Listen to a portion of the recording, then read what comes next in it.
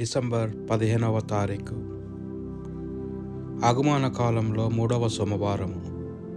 మొదటి పట్టణము సంఖ్యాకాండము 24వ అధ్యాయము 2 నుండి 7 వచనం వరకు మరి 15 నుండి 17 వచనం వరకు. ప్రభు ఇజ్రాయేలును దీవింపగోరెను, బాలామును గ్రహించెను.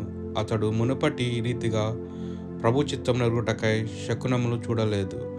ఎడారి వైపు తిరిగి అతడు గోత్రముల ప్రకారముగా విడిది చేయునన్న ఇజ్రాయేలును చూచెను.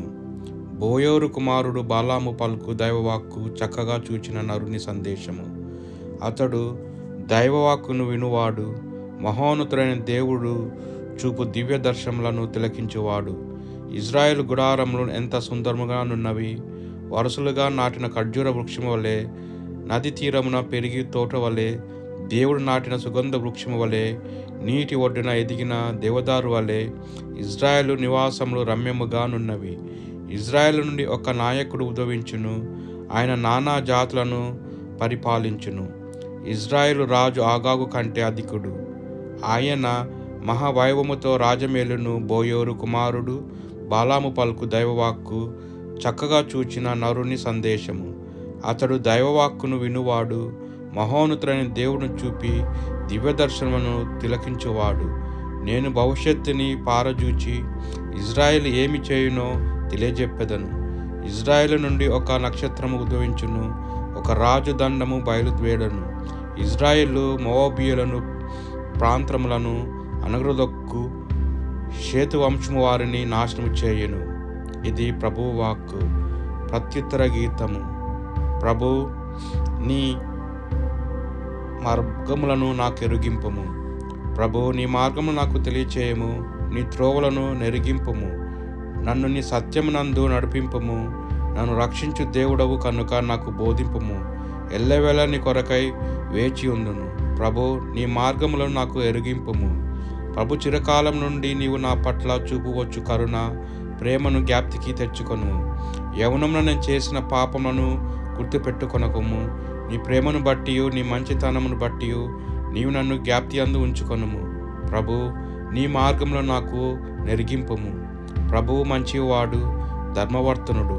అతడు పాపులకు తన త్రోవలను తెలియచేయును, వినయవంతులను సన్మార్గులను నడిపించును, దీనాత్మలకు తన మార్గమును బోధించును. ప్రభు, నీ మార్గంలో నాకు నెరిగింపుము. సువిశేష పట్టణము. పునీత మత్తయి గారు రాసిన సువార్త సువిశేషంలోని భాగము 21వ అధ్యాయము 23 నుండి 27 వచనం వరకు. ఇట్లు చెప్పి యేసు దేవాలయమును ప్రవేశించి బోధించుచుండగా ప్రధానార్చకులు పెద్దలు వచ్చి, ఏ అధికారముతో నీవు ఈ పనులను చేయుచుంటివి? నీకు ఈ అధికారం ఇచ్చిన వాడెవడు అని ఆయనను ప్రశ్నించిరి. అందుకు యేసు, నేను కూడా మేము ఒక మాట అడిగేదను, దానికి మీరు సమాధానం ఇచ్చిన ఎడల నేను మీ అధికారముతో, ఏ అధికారంతో ఈ పనులు చేయుచున్నానో మీకు చెప్పెదను. యోహాను బాప్తిజము ఎచ్చటి నుండి వచ్చినది? పరలోకము నుండియా లేక మానవు నుండియా అని తిరిగి ప్రశ్నించాను. అంతటా వారు తమలో తాము ఇట్లు తరక్కరించుకొనిరి, పరలోకం నుండి వచ్చెను అని సమాధానమిచ్చితమా?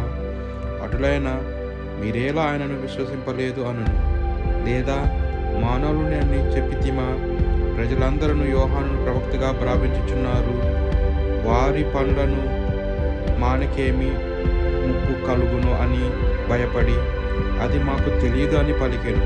అప్పుడు ఆయన వారితో, అట్లయినా ఏ అధికారంతో ఈ పనులు చేయుచుంటినో నేను చెప్పను అనెను. ఇది ప్రభువు సువిశేషము.